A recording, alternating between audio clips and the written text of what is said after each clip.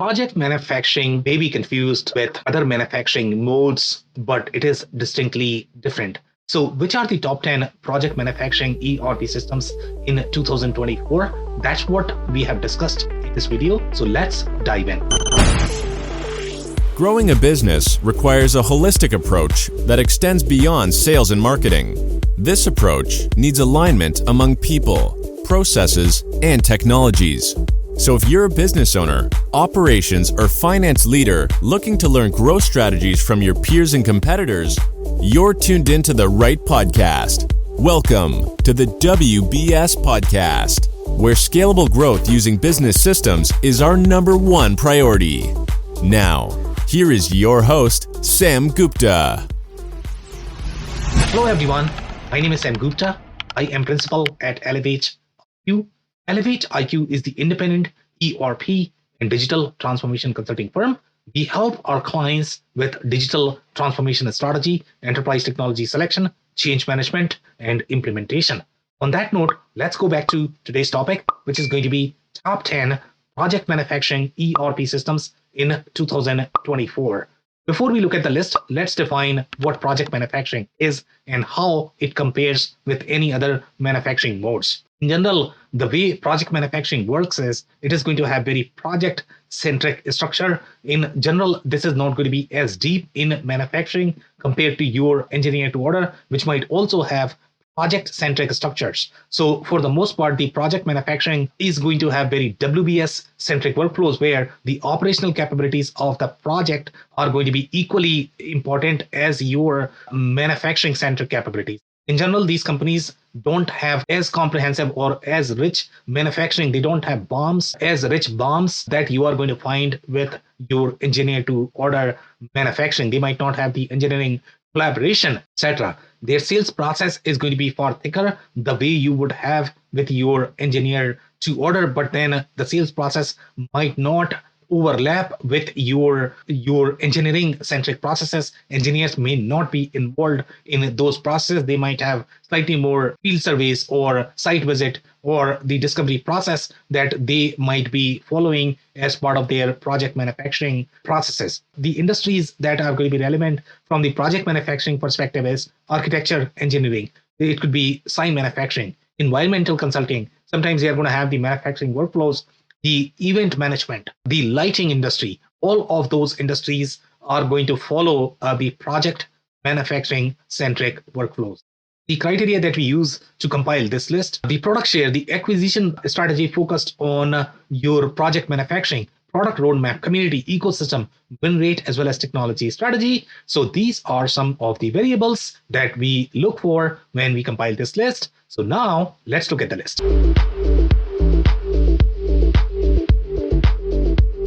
Number 10 on our list is Rootstock.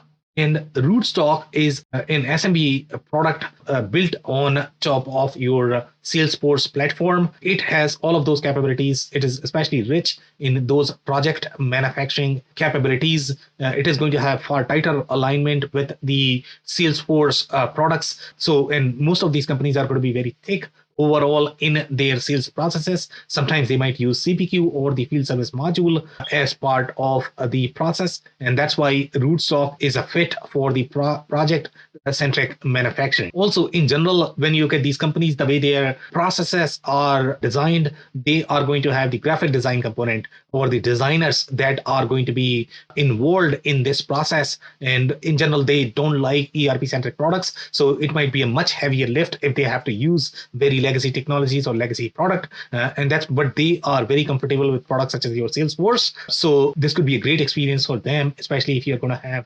designers as part of your designers or marketers as part of your team. The strengths that you're looking at from the Rootstock perspective is the native integration with these Salesforce products. And then mixed mode manufacturing is another benefit that you have with Rootstock along with your project manufacturing. In general, project manufacturing is going to have some more modes as well. It might not be as robust as your engineer to order, but it's still going to have all of those flavors of mixed mode manufacturing that some of the companies might require. And the WBS centric manufacturing capabilities, a lot of manufacturing centric systems, they don't necessarily have the operational capabilities from the project perspective, they might have financial milestone, they might have revenue recognition. But when you look at the core operational capabilities from the project management perspective, they might not be there.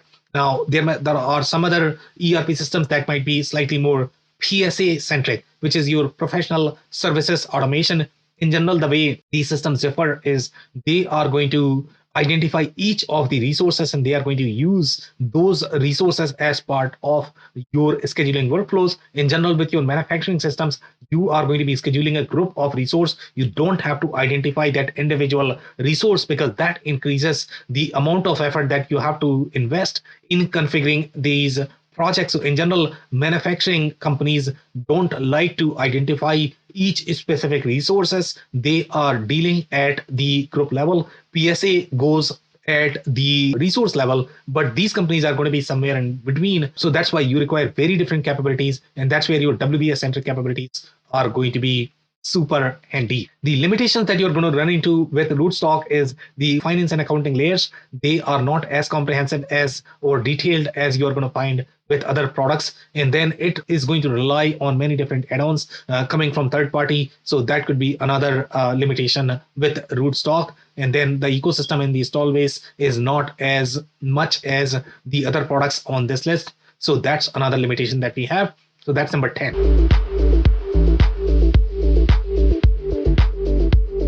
Number 9 on our list is Dalmia Works. And it is really designed for those project manufacturing companies, especially if they are going to have flavors of the plastic or ETO-centric business models in general.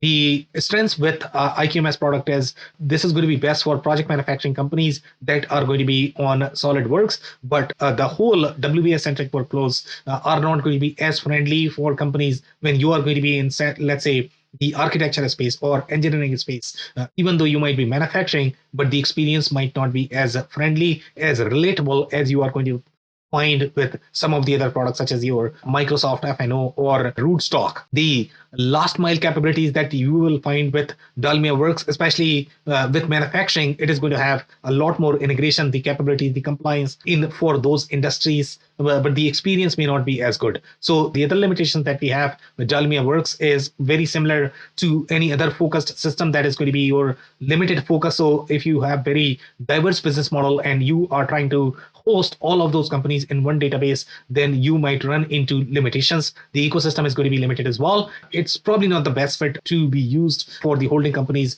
or private equity companies when they are trying to combine a lot of different business models or trying to use it as the corporate financial ledger. Then you are probably not going to get the best value out of it. So that's number 9.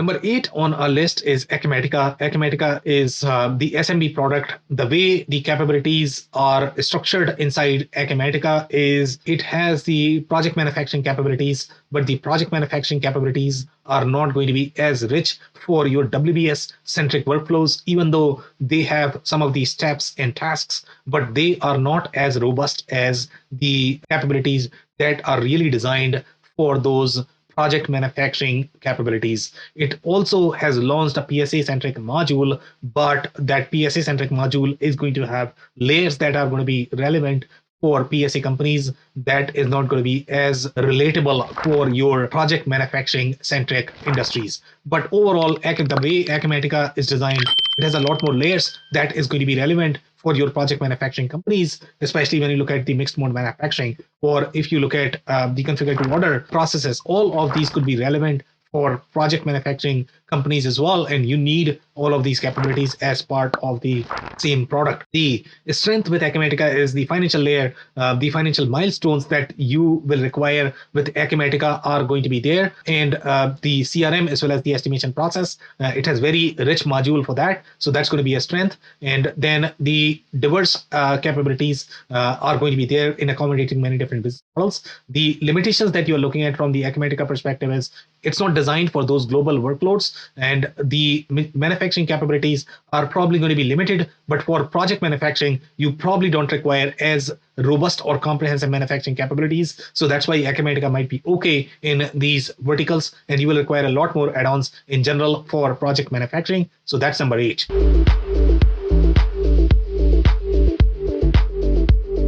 Number 7 on our list is Oracle Cloud ERP. Oracle Cloud ERP is a slightly larger product designed for enterprises. So in the case of Oracle Cloud ERP, you are looking at verticals when you look at project manufacturing, when you are going to be in communication, satellite, or telecom centric verticals. That's where you are going to require a lot more CPU processes that are going to be relevant from the Oracle Cloud ERP perspective. But then the project manufacturing capabilities from the WBS centric WBS perspective, they are going to be far richer for those verticals in general. The last mile capabilities for these verticals are going to be far richer as well, that are going to be bundled as part of the suite.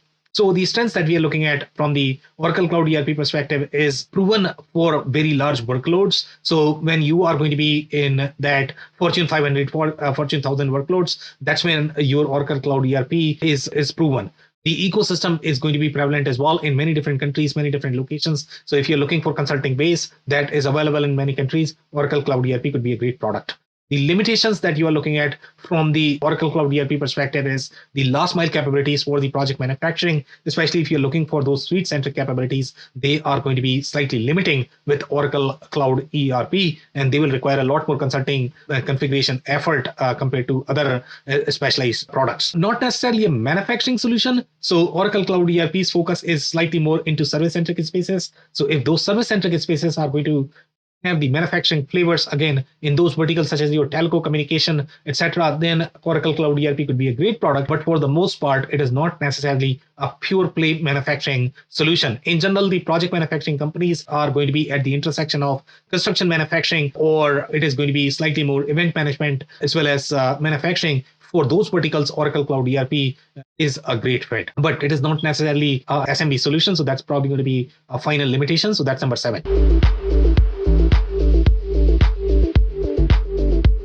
Number 6 on our list is SAP S/4HANA. SAP S/4HANA, similar to your Oracle Cloud ERP, is very enterprise-centric products. It is designed for those large companies that are going to have global workloads that are trying to combine all of those in one systems from the planning perspective, from a scheduling perspective. That's where SAP S/4HANA really shines. In general, the way the product model is designed, it's going to be slightly friendlier for project manufacturing companies because it does really well. It's proven, and it has a lot more logos in those project-centric industries. The power of HANA as well as the financial governance processes are going to be the other strengths with SAP S/4HANA. Now, the cloud version is slightly behind from the on-prem version, and it is probably going to be too big for the smaller companies. And the last mile capabilities, similar to your Oracle Cloud ERP, are going to be very limited as well. So that's number 6.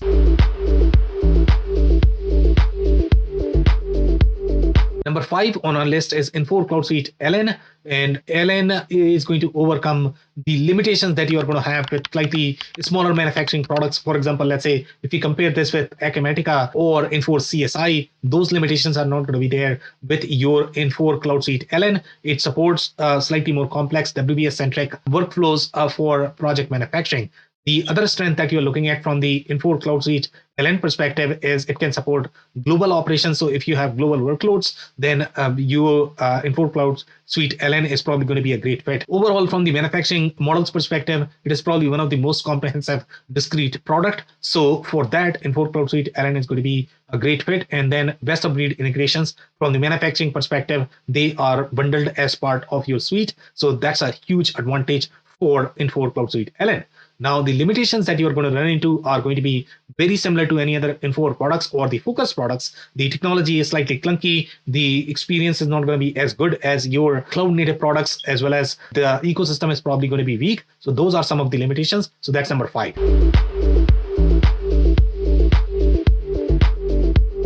Number 4 on our list is IFS. IFS is really designed for project-centric organizations.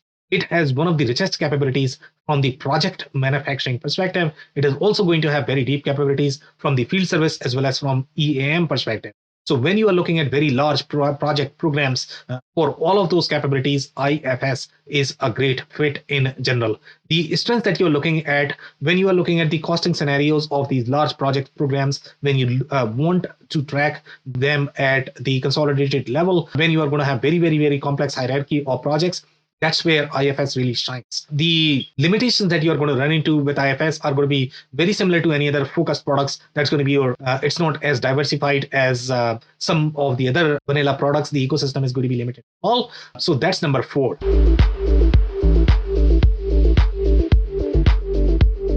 Number 3 on our list is Epicor Kinetic.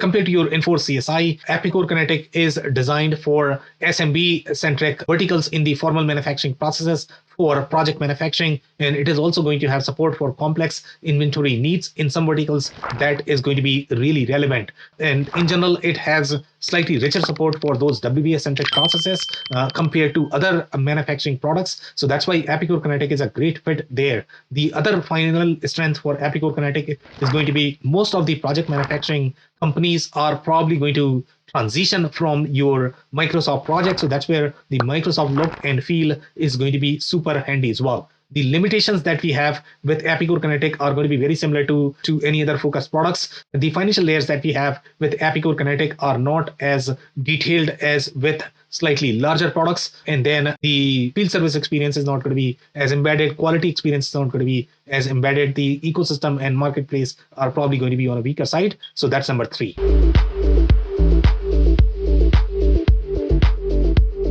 Number 2 on our list is Microsoft Dynamics 365 Business Central.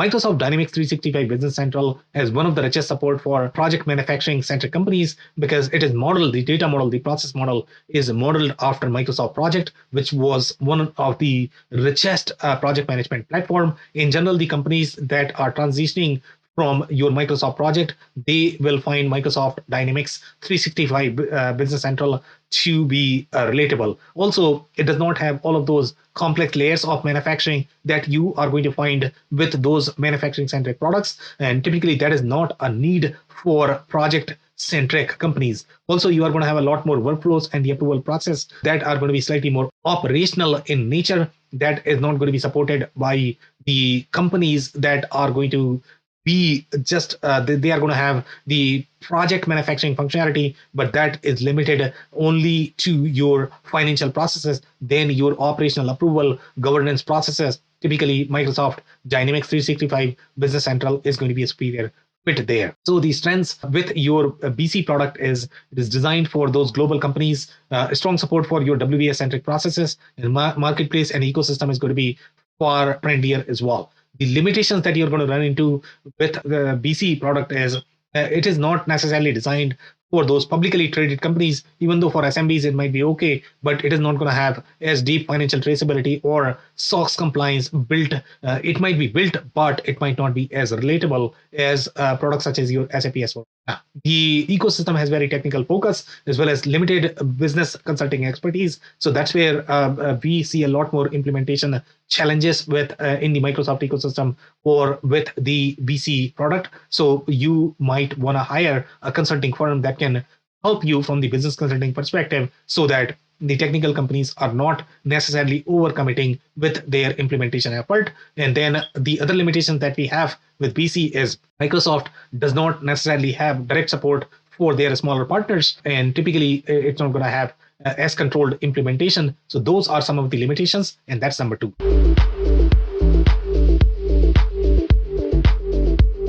Number 1 on our list is Microsoft Dynamics 365 FNO, and FNO is the bigger product from your Microsoft.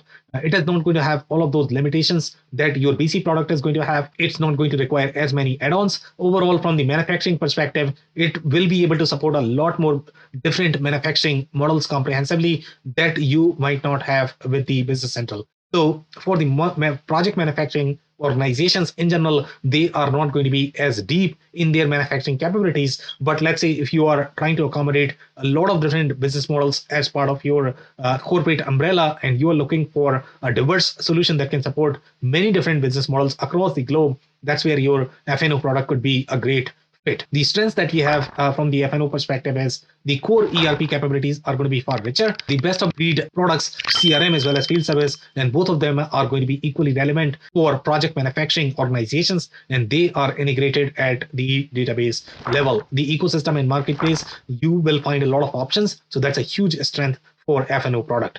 The limitations are going to be very similar to your Microsoft BC, but here you will not require as many add-ons as your BC products, and it is not necessarily designed for smaller companies. So those are some of the limitations for your FNO product, and that's number one. If you enjoyed this video, we are going to include a link of the detailed article, so you might want to check that. Also, this podcast is available in the audio form on Apple, Spotify, and Google. So check there and subscribe if you like. These videos we publish on a weekly basis. So like and subscribe if you don't miss any of these videos. Also, if you have not checked our digital transformation report, we are going to include the link of that as well. So on that note, thank you so much for tuning in. I'll see you in the next one. Thank you for listening to another episode of the WBS Podcast. Be sure to subscribe on your favorite podcasting platform so you never miss an episode. For more information on growth strategies for SMBs using ERP and digital transformation, check out our community at WBS.rocks. We'll see you next time.